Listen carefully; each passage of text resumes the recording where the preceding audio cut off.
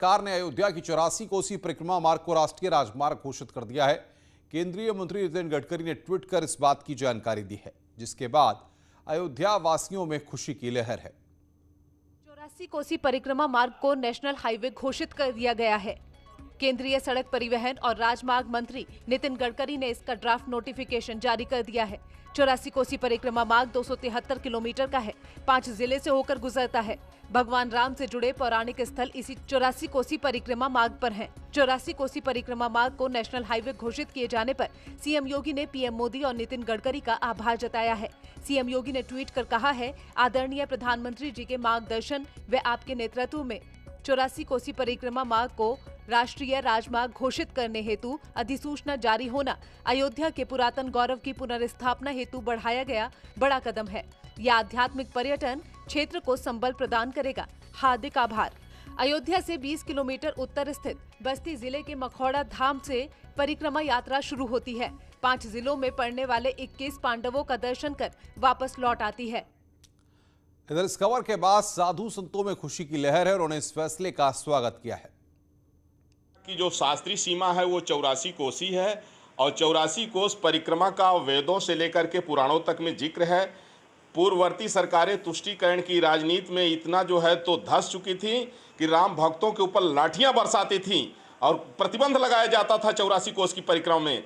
आज जो है बहुत ही अच्छा काम हुआ है, पूरे देश में इसको लेकर के साधु संतों धर्माचार्यों में खुशी है, क्योंकि सनातनियों का आस्था का केंद्र अयोध्या माना जाता है। और जब 84 कोस की परिक्रमा करने के लिए राम भक्त निकलते थे तो तमाम परेशानियों का सामना करना पड़ता था। मैं धन्यवाद देना चाहता हूं भारतीय जनता पार्टी को, आदरणीय प्रधानमंत्री श्री नरेंद्र मोदी जी को, गृह मंत्री श्री अमित शाह जी को, मुख्यमंत्री श्री योगी आदित्यनाथ जी को, जिनके प्रयासों से आज जो है अयोध्या दिनों दिन जो है त्रेता युग की अयोध्या बनती है। यह कार्य जो सरकार कर रही है वो बहुत अच्छी बात है।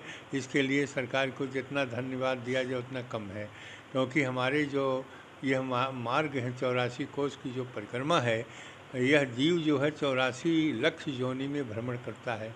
लेकिन एक बार यदि 84 कोस की परिक्रमा कर लेता है तो उस 84 कोस योनि में जाने की उसकी ज़रूरत नहीं पड़ती और वह परम धाम को प्राप्त होता है। समाजवादी पार्टी के अध्यक्ष अखिलेश यादव ने 2022 विधानसभा चुनाव में 350 से ज्यादा सीटें जीतने का दावा किया है। न्यूज 18 से खास बातचीत में अखिलेश यादव ने कहा कि 2022 में छोटे दलों के साथ मिलकर यूपी में 350 से ज्यादा सीटें जीतेंगे। उन्होंने आरोप लगाया कि बीजेपी सरकार में महंगाई, अन्याय बढ़ा और भ्रष्टाचार बढ़ा है। लगातार जनता के बीच में रहेगी और जनता का समर्थन जुटाएगी। कितनी सीटें मिलेंगी? क्या 350 सीटें समाजवादी पार्टी जीतने जा रही है अपने अलायंस कर करके। लगातार जनता के बीच में रहेगी और जनता का समर्थन जुटाएगी। कितनी सीटें मिलेंगी? क्या 350 सीटें समाजवादी पार्टी जीतने जा रही है अपने। आगे बढ़ते हैं। लखनऊ में पुलिस ने ऐसे ठग गैंग का खुलासा किया है जो बड़े नेताओं के नाम पर ठगी को अंजाम देते थे। क्राइम ब्रांच ने गैंग के 4 सदस्यों को अलग अलग जगहों से गिरफ्तार किया है। इसमें शमीम और हसनैन अली को उत्तराखंड से गिरफ्तार किया गया है, जबकि बरेली से आलम और लखनऊ से हिमांशु सिंह की गिरफ्तारी हुई है। गिरोह के 2 सदस्य शाहिद और विजय उर्फ बबलू अभी फरार हैं। आरोप है कि यह गैंग विधानसभा चुनाव टिकट दिलवाने के नाम पर ठगी करता था। इतना ही नहीं, दर्जा प्राप्त राज्य मंत्री और एमएलसी बनाने के नाम पर भी ठगी की कोशिश कर चुका है। फरार आरोपी शाहिद पर आरोप है कि वो केंद्रीय गृह मंत्री अमित शाह का फर्जी पीए बनकर एक महिला को फोन किया था और आरोपी हसनैन ने महिला से गृह मंत्री अमित शाह बनकर बात की थी और उत्तर प्रदेश में एमएलसी बनाने के लिए 1 करोड़ रुपए की टोकन मनी मांगी थी। इतना ही नहीं, ये आरोपी शिवपाल यादव बनकर विधानसभा चुनाव में टिकट देने के नाम पर 4 लाख रुपए की ठगी भी कर चुके हैं। ये गैंग व्हाट्सएप कॉल के जरिए छोटे नेताओं को अपने जाल में फंसाते थे और फिर उनसे ठगी करते थे।